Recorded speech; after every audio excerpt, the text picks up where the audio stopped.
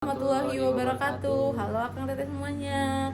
Kita dari kelompok 39 dengan saya Meteorita Putri, NRP 24310087 dan rekan saya. Nama saya Akhirul Nabila dengan NRP saya 2430191. Oke, di sini kita akan membahas mengenai tugas besar pendahuluan pada praktikum proses manufaktur. LL, tolong dong sebutin sama jelasin perbedaan antara mikrometeskop dan jangka sorong. Oke, jadi mikrometeskop dan jangka sorong itu dua-duanya itu sama gitu, sama-sama panjang. Nah, mikrometeskop itu digunakan untuk presisi yang tinggi, yaitu sekitar 0,01 mm. Nah, sedangkan untuk jangka sorong sendiri itu hanya 0,05 mm, tapi itu dapat sangat fleksibel dan praktis, itu dapat diameter luar dan dalamnya dan kedalaman gitu bisa digunakan. Oke. Daripada Bang Met, mending jawab pertanyaan aku nih, Met. Nih ya pertanyaannya, apa yang dimaksud sama zero error negatif pada jangka sorong dan berikan contohnya. Oke, jadi zero negatif pada jangka sorong itu merupakan kesalahan pengukuran yang dimana ketika skala 0 pada non minus itu tuh berada di sebelah kiri 0 pada skala utama saat rahangnya tertutup. Nah, yang menyebabkan alhasil nih pengukuran itu akan menjadi lebih kecil dari nilai yang sebenarnya. Contoh nih ya, El. Contohnya, kalau kita hitung, terus kita baca si penghasil pengukuran kita tuh misalkan 5 mm. Nah, terus ada negatif 0,2 mm. Nah, nanti kita bacanya itu jadi 5,02 kayak gitu supaya nggak jadi zero negatif. Nanya. Selanjutnya gitu ya, Met ya, mau nanya nih. Sebutkan dan jelaskan bagian-bagian yang terdapat pada jangka sorong. Bagian-bagian dari jangka sorong ya, itu ada 6 bagian sih soal aku. Yang pertama itu adalah rahang luar. Nah, itu tuh untuk mengukur luar atau ketebalan bendanya. Nah, terus ada juga rahang dalam. Itu untuk mengukur diameter bagian dalamnya, El. Terus ada batang pengukur kedalaman, itu untuk mengukur kedalaman lubang. Terus ada skala utama, itu untuk menunjukkan ukuran utama dalam milimeter atau sentimeter. Terus ada juga skala non minus, itu untuk meningkatkan ketelitian pembaca. Terus yang terakhir yang keenam ada skru pengunci, itu untuk mengunci posisi agar tidak berubah-ubah, El. Oke, El, sekarang coba sebutin dan jelasin jenis-jenis pada mesin milling. Oke, mesin milling gitu.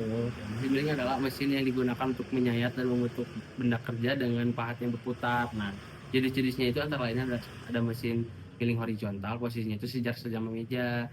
Sedangkan ada juga mesin yang milling vertikal gitu ya, yang dimana itu tegak lurus posisinya. Dan terakhir itu ada mesin milling CNC atau computer numerical control, dikontrol oleh komputer, memiliki tingkat akurasi tinggi dan banyak digunakan oleh industri-industri modern karena otomatis dan efisien. Oke. Nah, sekarang coba sebutin macam-macam eretan atau support pada mesin bubut. Eretan ya. Nah, eretan tuh kayak bagian mesin bubut itu yang berfungsi untuk mengatur gerakan pahat. Nah, jenis-jenis itu ada 3, eretan memanjang yang bergerak sejajar dengan sumbu benda, eretan melintang bergerak tegak lurus terhadap sumbu dengan sumbu yang ada, dan eretan atas itu dapat diputar sesuai sudut tertentu. Gitu. Oke. Nah, yang sekarang coba deh kamu sebutkan macam-macam jenis las beserta jelaskan peruntukannya. Ada beberapa jenis las gitu yang digunakannya. Yang pertama itu adalah las busur listrik menggunakan elektroda, digunakan untuk kontribusi logam umum. Yang kedua adalah las gas, menggunakan gas alat seretilana dan oksigen, cocok untuk alat-alat tipis. Dan terakhir adalah las TIG atau tungsten inert gas, menggunakan elektroda tungsten dan hasilnya itu sangat rapi dan presisi yang tinggi. Bagi nih El sekarang.